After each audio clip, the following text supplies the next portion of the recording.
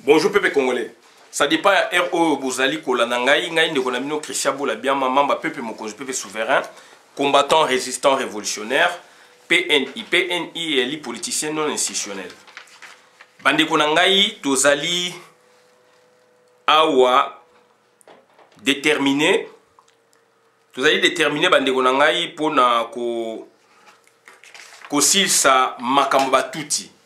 To si ça va makabatuti nga za déterminé yo pe sengelo za déterminé pour nga nazali peuple mokonzi nazali peuple souverain nazali PNI politicien non institutionnel nazali combattant nazali résistant nazali révolutionnaire yo ozali na étiquette nini ozana marque ni ozana estampille ni ndeko nga za déterminé puisque tokoti na bitumba tokoti na bitumba ya terrain bitumba juridique, constitutionnel, oyo batuti ba memi biso pona nini puisque ndeko na biso Félix Antoine Tshilombo to benge ndeko on peut rejeter ça ndeko na biso puisque teki biso Félix Antoine Tshilombo motema mabe Félix Antoine Tshilombo ateki mboka Félix Antoine Tshilombo na mama na ye bateki Congo. Donc voilà ba résultat o toza nango lelo oyo, voilà situation toza nango lelo oyo, mais to yebisaki bino. To yebisaki bino ke Mboke tekami. Tu sais bino ke Maman Marthe aboma papa Tshisekedi. Bocheki biso tembe. Bocheki biso tembe memelo lo bomoni yango na miso après une année. Il fallait te passer épreuve ensemble de façon opposée pour na to se comprendre. Bande konanga ezali retard mingi pour na construction Congo, ezali mawa mingi pour na nation congolaise et ba touti ba avancer. Ba touti ba keli boso. Bande konanga na ye kolobela mingi Alexis Tambwe Mwamba Burundais Rwandais wana Alexis Tambwe Mwamba akokufa na Congo. Alexis Tambwe Mwamba donc akokufa na Congo et donc azali nesengo pona ye que bokonzi oya ye ebimi poisa bokonzi oya ye ebimi pona que alandela kaka c'est une procédure. C'est une procédure, c'est une procédure, c'est une question de temps pour que, donc, c'est une procédure. Dans la carte vidéo, dans mon iPhone, donc, c'est-à-dire, ezali procédure, oyo, ezali komema, mboka, nakao, batumusuba obakao, et comme mboka, na progrès batumusuba ba progrès mais pour ngai et comme mboka na kao. Pourquoi? Parce que batuti bazali donc c'est-à-dire que luka ba récupérer pouvoir oyo ya bango ba récupérer pouvoir oyo ba simbisi congolais to yebisaki bino Félix Antoine Tshilombo aza pouvoir te et Alexis Tambwe Mwamba lelo azali ko bima polele ndokiye wana bimi polele. Alexis Tambwe Mwamba azali congolais te. Alexis Tambwe Mwamba azali rwandais burundais. Donc aza kosala musala pona bandeko na ye. Aza kosala musala pona bandeko na ye. Naza kosenga na bino sens élevé ya débat. Naza kosenga na bino sens mon nene ya compréhension ya lecture ya politique lelo na kata Congo. Vital Kamerhe bakangaye basala ye boye ngai nasina senga ba boma Vital Kamerhe. Nasina senga ba boma Zoé Kanambe. Nasina senga ba boma Hippolyte Kanambe. Yo olobani. Yangwana moma yangoyo. Groupe wana ba Jeannette ba boye. Ba Bizi Makara ba oyo Rubens Ruberwa ba toi tout il faut ba kufa. Il faut to kimisa ba na Congo. Soto kimisi ba na Congo te mboka ekei. Ndenge bazali ko yawana to moni cheminement na bango. Bayaki basala coup d'état, tu ebisa bino que Congo ebiki na coup d'état. Tu ebisa bino Congo ebiki na coup d'état puisque bakendaki nango Félix donc bayebisie vu situation boye donc c'est-à-dire donc ba monter ndenge tu ebisa bino ba monter ki une équipe ya ba soda ba militaire ya bango bako tomboka na déconfinement au basali na confinement basali partiellement do déconfinement na Gentini Ngobila to yebisaki bino Gentini Ngobila za na kati ya masolo to kotala ngona na vidéo mususu asali kaka confinement ya Gombe et na confinement ya Gombe enge ko susciter ba réaction un groupe de militaires qui préparé qui bango qui bien armé qui basa la mutinerie qui va se révolter. Cette fois-là va se révolter. Chef suprême Yamboka na Congo ezalaka président de la République. Actuellement c'est un président de la République protocolaire. Alingaki ko créer donc état d'urgence. Ba yebisa ki paye. Andima ki paye yango. Touti power ba yebisa ki mais sans ka yeba ke ba montelele ye équipe ba soda groupement ba soda ba ko tomboka pona ba revendiquer ba droit ko zala ba kanga ba institution mususu.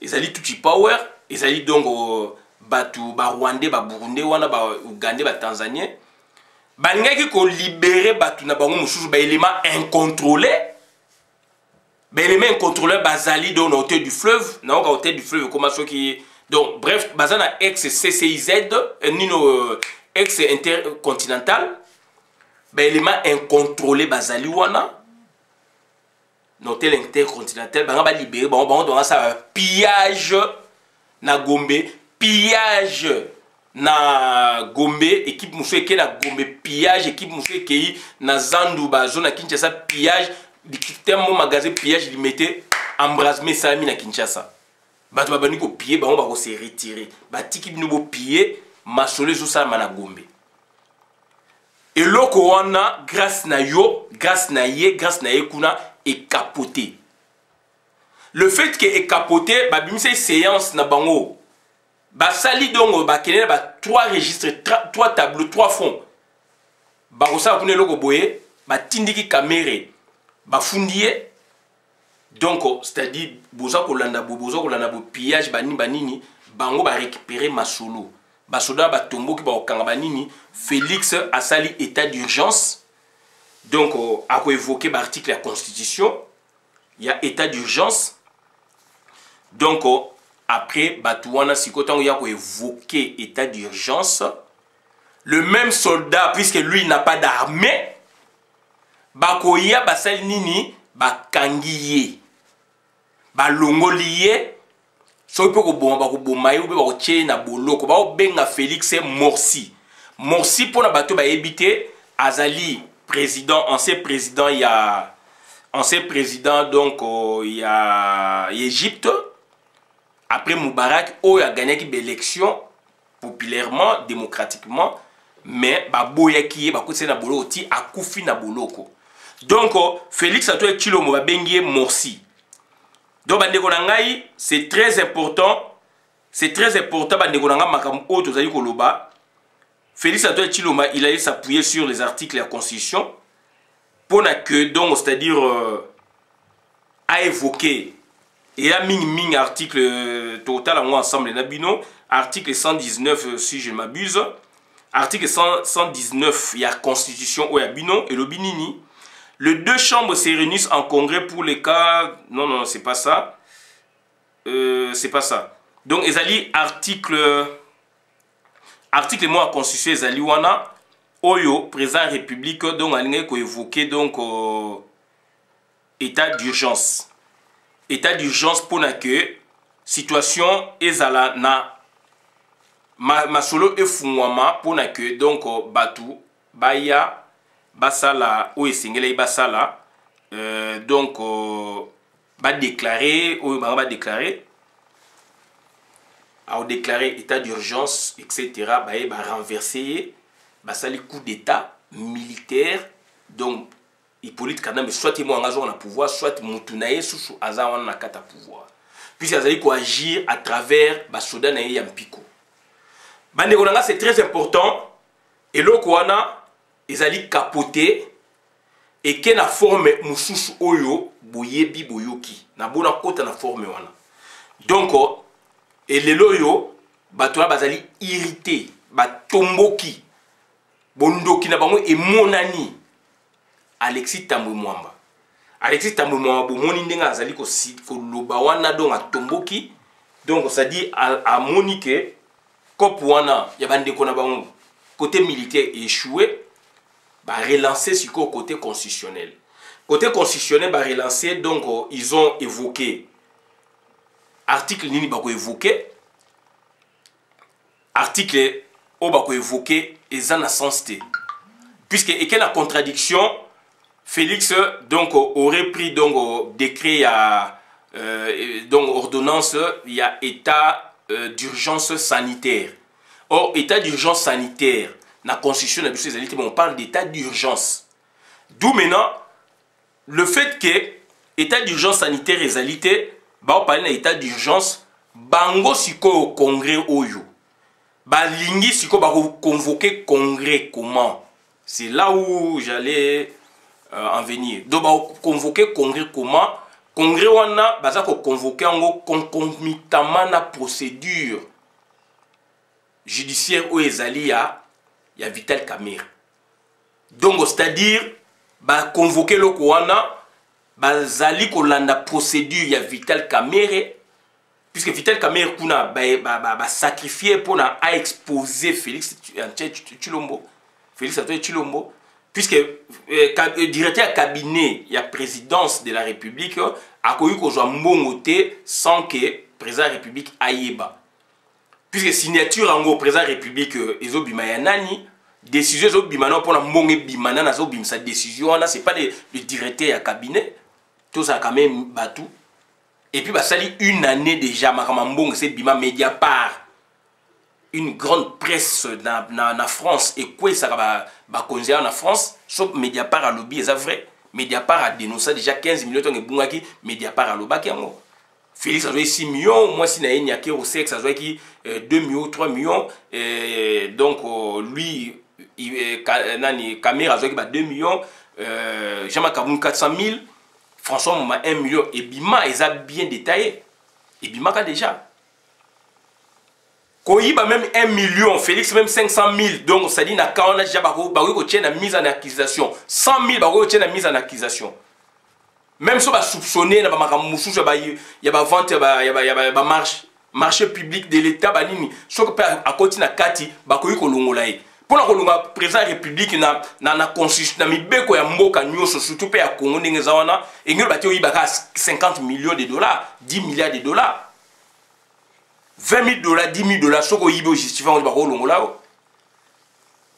Donc il faut tout raisonner. Si quoi, Alexis Tambwe Mwamba bazali bloqué, puisque comment y arriver, comment y procéder pour na batia Félix en accusation. Yangono moni to lakisi Alexis Tambwe Mwamba, c'est un criminel de guerre, criminel de sang. Asali ba crime contre l'humanité, Alexis Tambwe Mwamba na RCD a boma avion mobimba, a yibi kita mboka. Alinga la biso modèle. Alinga la biso maye ni azala modèle ni azali création Kengo Adon.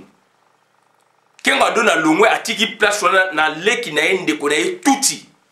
Alexis Tambwe Mwamba c'est un touti ou tout ya Burundi. Bala sa biso loni. Sikoyo na adjoint na ezana ni ezali Sami Badibanga. Adjoint ya Janine Mabunda kuna ezana ni ezali Jean-Marc Kaboun. Place bakangaki bandeko na biso mususu misu ya ngwana. Janine Maboun, présidente ya Assemblée nationale, adjoint na ye Jean-Marc Kaboun, il fait quoi na makambo ndenge zoleka? Il a fait une déclaration, oui, il se réveille, mais à la puissance, à la force morotée, na système Jean-Marc Kaboun a neutralisé, il ne peut rien faire, à moins qu'il démissionner. Sami Badibanga, invalida qui est à l'élite, à yibé ba mit tout kana primature, kangiye donc à qui la pas Jeannette, le beli moi na moi na zongisie. Bayeko bimisaye, je ne sais pas, na planète nini, boum boum, a commis vice-président, donc il y a Sénat. Mais il est neutralisé, il n'a aucun pouvoir. Il n'a aucun pouvoir. Ce qui est Landa, donc, donc, nani, Sami Badibang. Na hypothèse que président Balongolier, président de la République protocolaire Balongolier, pouvoir équité donc na président et Assemblée nationale, il y a Sénat, donc en l'occurrence Rwandais, Burundais, Tuchiwana, il y a Alexis Tamwe Mwamba. Ce que Alexis Tamwe Mwamba ou bien Azala Proeba Koufi empêchement Moboué.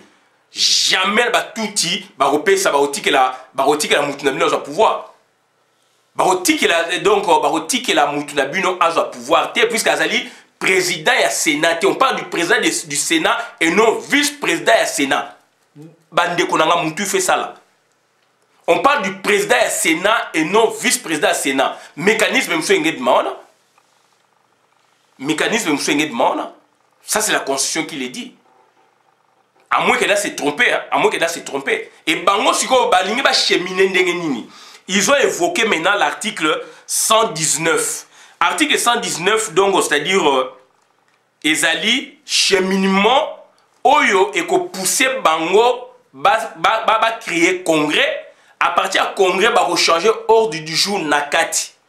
Puisque congrès sera indépendant, ba ko bien dans ordre du jour boyé, nakati, il y aura des motions, ordre du jour, et que ça va changer du dedans. Et là, maintenant, ils vont mettre en accusation votre président de la République en rapport na dossier ko uta na tribunal, na parquet, etc. Puisque caméra attangi Félix Kouna. Caméra donc, c'est-à-dire, kamikaze bacheye, attangi Félix. Ce sont des moyens, des canaux pour activer le processus judiciaire constitutionnel. Est-ce que tu sais comprendre? Article 119. Les deux chambres se réunissent en congrès pour les cas suivants. La procédure de révision constitutionnelle, conformément aux articles 218 et 220 de la présente Constitution. 2. L'autorisation de la proclamation de l'état d'urgence ou de l'état de siège et de la déclaration de guerre. 3. Conformément aux articles 85 et 86 de la présente Constitution. 3. L'audition du discours du président de la République sur l'état de la nation, conformément à l'article 77 de la présente Constitution. 4. Désignation des 3 membres de la Cour constitutionnelle conformément aux dispositions de l'article 158 de la présente Constitution.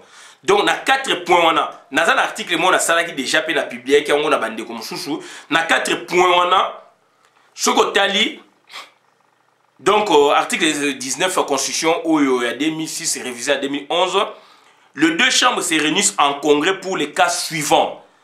La procédure de révision constitutionnelle conformément aux articles 218 et 220 de la présente Constitution. Dans le bas qui ont mis la vidéo, est-ce que va évoquer le locaux, va créer congrès, pour se créer, mais pour ezala et quand en application, bah qui est un congrès et le président république, et ça d'ordre de public directement. Donc ça est le président république. Et tali sikoyo président congrès, président assemblée nationale, batouana ba serina premier ministre donc normalement donc ça dit batouana ba informer, ba ko informer de premier ministre. Ba ko informer premier ministre. Pourquoi ba ko informer premier ministre? C'est un élément exécutif, c'est un gouvernant. Donc ba ko informer pourquoi ba ko informer président de la République? Parce que président de la République azana mbeba, azana problème.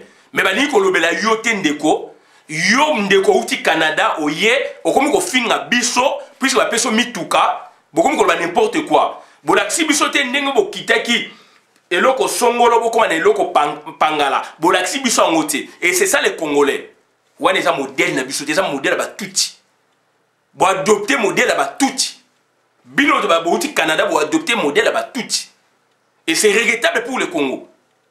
Donc ba tu oyo donc baza ko luka ba moyen détourner pour arriver à la fin na bango, pour arriver à l'objectif na bango. Toye bisaki bino depuis l'année passée. Donc, ils ont évoqué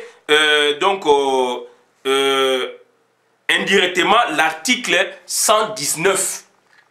Ils ont évoqué l'article, je l'ai évoqué dans mes vidéos, dans mes trucs. Donc, article 119, Ezali, seule voix où Ezako Pesa Bango, ça la congrès.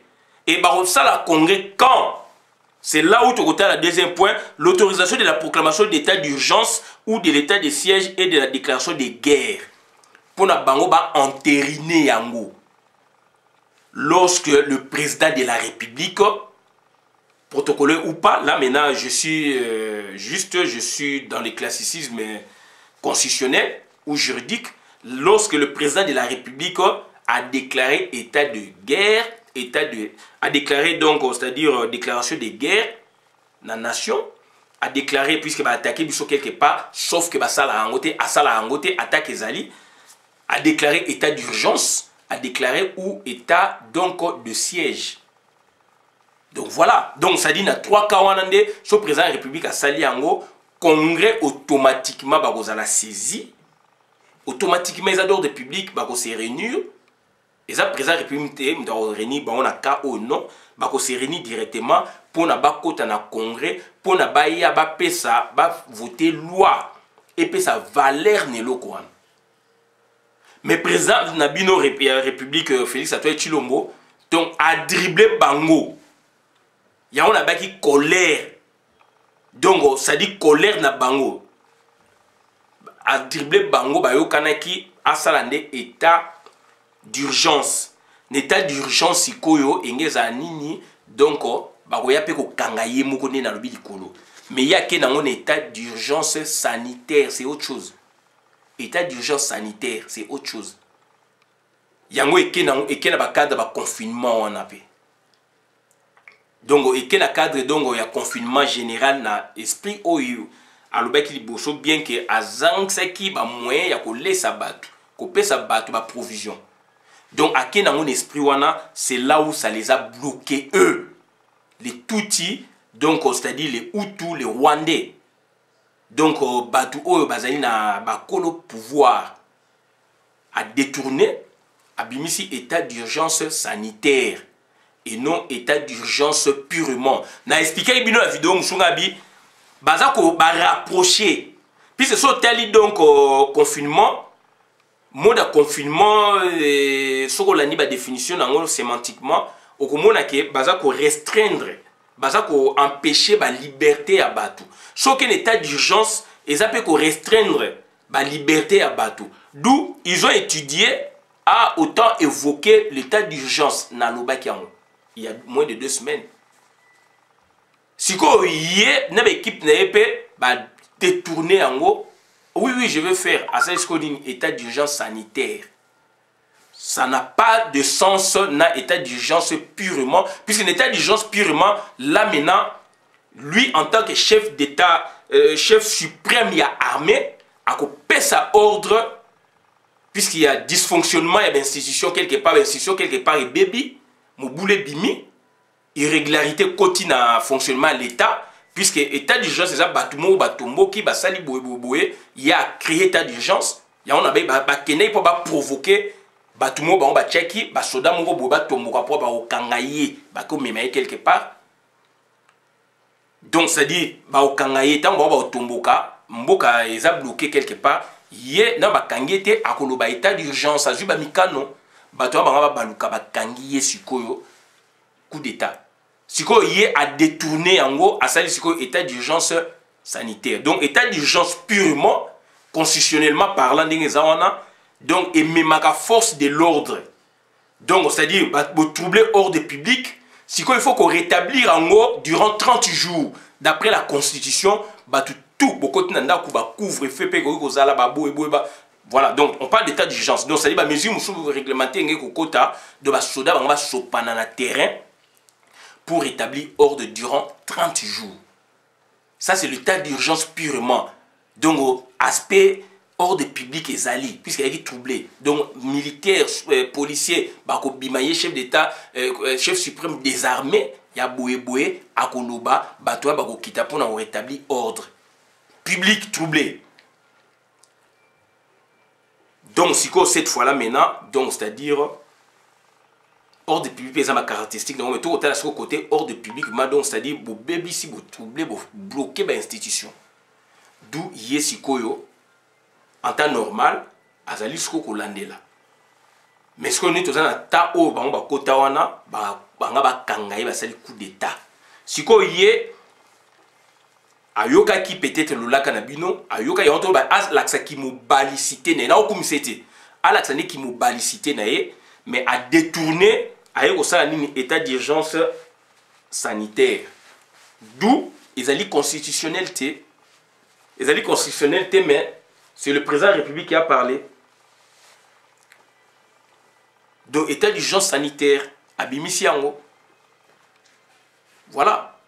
Seule chose au bango, ce que gêné bango, ba casser mesure wana. Ba saisir ba cours approprié. Juge compétent.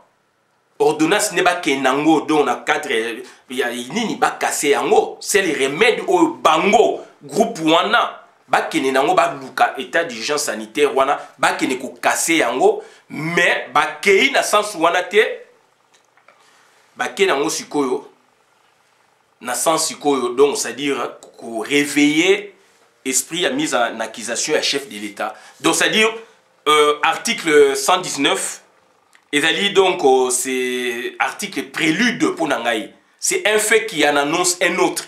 C'est un fait qui en annonce un autre. Donc c'est-à-dire deuxième point il y a article 119 l'autorisation de la proclamation de l'état d'urgence ou de l'état de siège et de la déclaration de guerre. C'est-à-dire, lui, il a parlé, ça doit être autorisé na congrès pour que bandi mayango et comme mibeko yamboka. Donc, voilà. Sikoyo, audition du discours du président de la République sur l'état de la nation, conformément à l'article 77, c'est pas maintenant. Wana yaki na yaki donc na décembre. Ils ont la place de la désignation des 3 membres de la Cour constitutionnelle conformément aux dispositions, tout ça. Il n'a pas nommé les 3 membres de la Cour constitutionnelle maintenant. Ils ont la place. D'où Sikoyo, article donc, c'est-à-dire l'autorisation de la proclamation de l'état d'urgence, oui. Donc la procédure de révision constitution conformément, donc présentement, ils ont en actualité. Donc c'est-à-dire, il y a un moment où l'autorisation de la proclamation de l'état d'urgence et de l'état de siège, tout ça, tout ça. Donc article 119.2. D'où Alexis Tamwe Mwamba.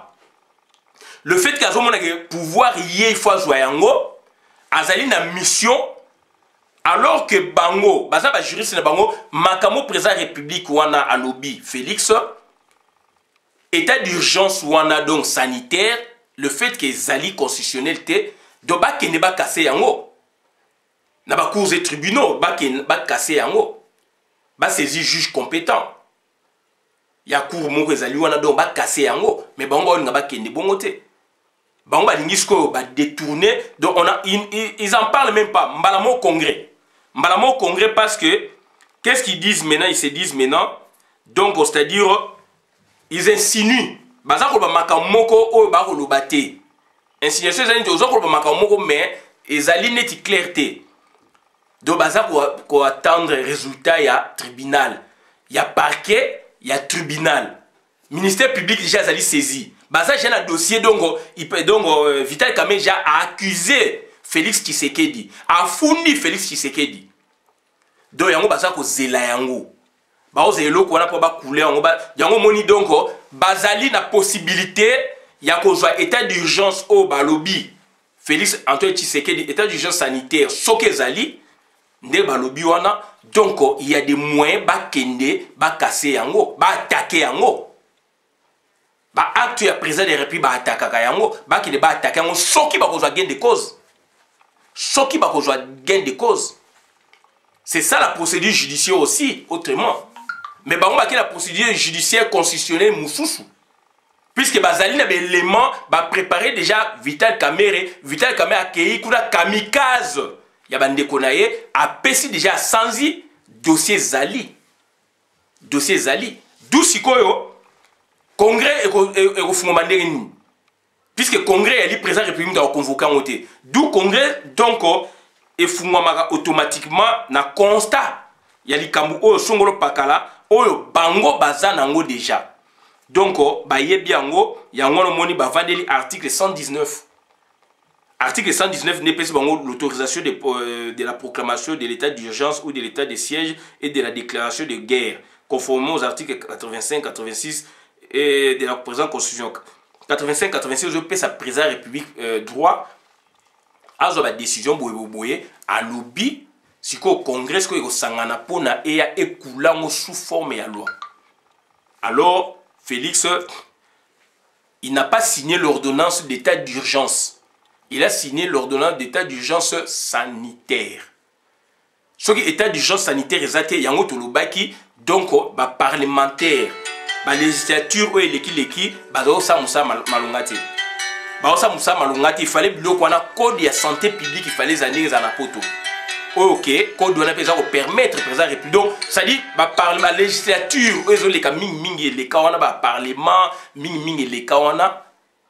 donc autant d'années depuis 60, donc au Banaka Mobutu na se wana tile l'auto de 90 lelo ba travailler à côté.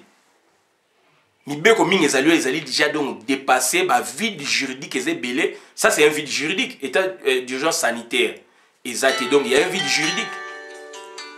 D'où maintenant, bango ba saisir pour na ba la président République nabino protocolaire en évoquant naobengo dans sa vidéo naobenga. Donc bango siko bazali ko sala eloko wana, pourquoi? Parce que donc balingi balongola président nabino protocolaire Tshisekedi oyo bango moko ba tcheki. Donc ezali occasion unique ou jamais. D'où bazali ko vandela donc article 119 et puis c'est bango passage yango moni na ba top Congo lobi ke ba okene po ba justifier ba sala loi sur état d'urgence donc sanitaire. Oui, mais Félix a le bien monté. Mais bazali bakoki ko bazali na jurisprudence to ko loba législative bakoki ko za la possibilité wana so ba côté na congrès aussi ba créer mibeko wana. Ils peuvent le faire puisque bazali parlement. Là je suis d'accord. Mais bazali la possibilité à quoi attaquer aussi eloko wana. Ce qui ba lingi vraiment aussi bakoki ko attaquer yango. Mais bango siko ezali cheminement, il y a article 119 directement et comme mabiso wapi na article donc et comme mabiso na article 166 na 167. Il y a constitution article 166 engol banini la décision de poursuite ainsi que la mise en accusation du président de la République et du premier ministre sont votées à la majorité des 2/3 des membres du Parlement composant le Congrès, suivant la procédure prévue par le règlement intérieur. Sobatie Awa, la décision de poursuite ainsi que la mise en accusation du président de la République et du Premier ministre. Donc, donc c'est-à-dire, ce qui président de la République a sali, ce qui Premier ministre n'a pas sali, donc, ou concomitamment, on va fouter, donc, on mettre en accusation. Donc, article 166, mais passage, ils article 119, c'est là où on comprend que Batouan Bazan Mabé, puisque Bazan a passage T. Bazan a passage T par rapport, il y a bloco, il y a confinement, état d'urgence sanitaire, Bazan a passage T. D'où mise en accusation, mise en accusation, et aussi donc, ça peut être donc automatique, ça peut être automatique aussi, donc c'est-à-dire, puisqu'il y a constat, bango aussi, bango il saisir. Mais on a un chemin détourné, donc c'est là où on les lit, tout ça qu'on tanga bango, tout ça qu'on a intention à bango caché. Et bako s'améliorer. Alexis Tamoma Lobaki, na masque botal et lominae très caractéristique, c'est ça la lecture à visage. Donc il était sûr, il était rassurant. Après, à outre sala ni na top Congo a changé, bako changer, tita bako ta na congrès na bako changer même objet na kati. Puisque congrès est souverain bako changer objet na kati. Donc article 67 en cas de condamnation, puisque kuna so ba condamné, en cas de condamnation, le président de la République et le premier ministre sont déchus de leur charge. La déchéance est prononcée par la Cour constitutionnelle. Donc, en cas de condamnation, le président de la République et le premier ministre sont déchus. N'habitez que, donc, ça dit, bah, cité bango, donc, ça dit, ce qui moutoubou a sali, président de la République a sali, en cas de condamnation. Ce qui premier ministre a sali, en cas de condamnation. Et il y a que bango m'balé directement, non. Donc, il y a article, il y a ici, bango, mais moutuna, comportement na délit, ou ya sali, soit sali, soit sali, boinde, boué. Donc voilà, c'est très important. Mais tout ça a confusion, c'est l'article 144. Et la session extraordinaire. Donc, c'est-à-dire, article 144, En application des dispositions de l'article 85 de la présente Constitution, l'état de siège, comme l'état d'urgence, est déclaré par le président de la République. C'est là où confusion zali dans l'article 144, dans l'article 119. Donc, eux, ils ont évité Bakenango dans l'article 119, alinéa 2. Bah saisi état d'urgence, puisqu'il y a un cop na bango, mais il y a bimisisko état d'urgence sanitaire. Ils ont élevé le côté. Mais bango bah saisi déjà congrès. Or, dans l'article 144 de la Constitution, en application des dispositions de l'article 85 de la présente Constitution, l'état de siège, comme l'état d'urgence, est déclaré par le président de la République. L'état de siège et l'état d'urgence est déclaré par le président de la République. Premier alinéa, il y a ça l'état d'urgence sanitaire. Donc, ils ont la constitution, donc, comme le comment on peut étudier, mais ils ont la constitution. Deuxième alinéa, article 144, l'Assemblée nationale et le Sénat se réunissent alors de plein droit. S'ils ne sont pas en session, une session extraordinaire est convoquée à cet effet conformément à l'article 116 de la présente Constitution. Donc, c'est-à-dire, Bango Sikoyo, Batumi Mito Oyoka Bango, oh non, président République Ndemutalinga ko convoqué congrès. Non. Congrès Awa, donc, ils ont dit congrès. Article 144, on ne parle pas de congrès. Donc, article 144, ils ont dit président République à lobby. Ce que Félix a lobby, c'est état d'urgence. Na kopo bomba saïla qui est peut-être il a évité puisqu'il y a baki tout le baki batu balo baki na kopo bomba saïla qui pour ba monter ba au kangaye yé a évité yango akena ba en état d'urgence sanitaire. Il a joué sur le mot et puis sur l'actualité. L'état d'urgence sanitaire qui n'est pas constitutionnel là. Donc Bazali au fait parlement congrès ko kota pour parler nango peut-être pour na légitimer, on va légiférer sur yango. Ba comme c'est yango mibeko kota dans la constitution. C'est ça le travail aussi à parlement. Mais donc on a scénario nenge salami. Na première déclaration ya yé Alexis Tamemwamba do ba na cop na bango oyebe ba ki do bang ba récupérer on a angle wana. Donc article 144, je me répète, en application des dispositions de l'article 85 et l'attribution à président République de la présente Constitution, l'état de siège comme l'état d'urgence est déclaré par le président de la République. Il faut toujours l'oba. Après ce qu'il y a lobby, président de la République a l'obaka, il faut pas que ça on a loi et ça a parlement. Donc en semaine nationale Sénat, par contre rapport à ça cette fois-là, l'Assemblée nationale et le Sénat se réunissent de plein droit. Là on ne parle pas de congrès. Là on ne parle pas de congrès. Là, on ne parle pas de congrès. Donc, l'Assemblée nationale et le Sénat se réunissent alors de plein droit s'ils ne sont pas en session, en une session. Là, on parle de sessions extraordinaires. Il y a des sessions ordinaires, tant on va travailler normalement, soit des vacances, et comme la session, on a une session extraordinaire. Donc, est convoqué à cet effet, conformément à tout ça, tout ça. Donc, ça dit, il faut qu'on combine article 119 dans article 144 place au mouna maï na bango vanduana mais bango ba kenango article 119 combinaison dans article 166 167 et ndeko bandeko ba benga nga batune ngai babi mais bongo sikoyo ceux qui par exemple balongoli président république et aux andengini nga biso balongoli président république donc ça dit président assemblée il y a sénat ndia bokonzi. Président Sénat automatiquement aux abokonzi puisque ezali makambo ya constitution. Président Assemblée mutu akozwa siko bokonzi wana. Siko so président ya Assemblée azu bokonzi.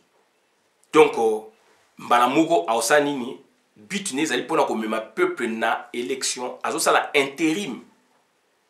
Puisque sikoyo donc wana to appliquer article 75 ya constitution en cas de vacances pour cause de décès à Koufité, vacances pour cause de démission à démissionner ou pour toute autre cause d'empêchement définitif les fonctions de la présidente République donc c'est-à-dire Donc, les fonctions de président de la République, à l'exception de celles mentionnées aux articles 78, 81, 80, sont provisoirement exercées par le président du Sénat.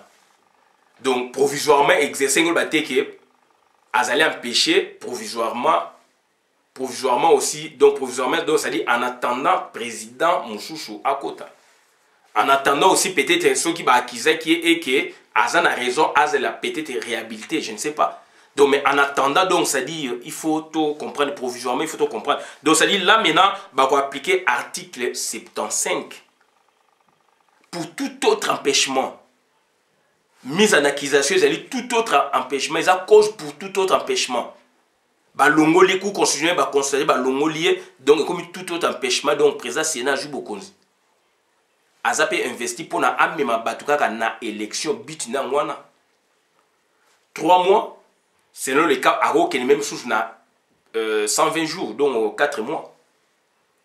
Mais n'explique kango na ndenge to komona maye na bango bakoyi ko senga aussi kaka na Sénat wana puisque comme bango neti Sénat ya muyibi wana ezali bongo après 4 mois baza prêté ba non prolongeons à une année. Seul Sénat mutako décider na bakaya ndenge wana. Et légitimité, bon pèse bon légitimité te bakomi légitime. Batu mabunda wana zoki a passé ki ndenge nini. Yé Alexis Tamemomba a passé ki ndenge nini. Yé Sami Badi Banga a passé ki ndenge nini. Yé Jama Kabuna a passé ki ndenge nini. Tripatouillage, il y a élection et les kaki. Voilà la situation oyo et comme mabiso. Est-ce que toko kene nango o batumusu ba confondre même élection anticipée? Non. Et ça, l'élection anticipée, cette fois-là, c'est prescrit constitutionnel. Et ça, ils prévu la constitution. Mais élection anticipée, c'est autre chose. Élection anticipée, c'est dialogue. Ils donc, table ronde internationale. A signé le président Macron. Donc, jusque-là, le président Macron n'a répondu.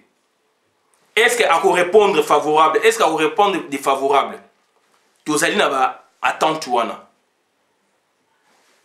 À part Wana, Félix Yemo a signé dialogue. Oh, Moukuna Bimak. Tobi Moukuna le bali sous-a pour le bâtir. Pourquoi? Puisque Mbongezo ne met pas caméra. Alors ça va scénario. Atika qui religion. Religion peut qu'on a l'église Bakani Nzambe na Congo. L'État le Nzambe awa zalarate. Akani Nzambe kuna.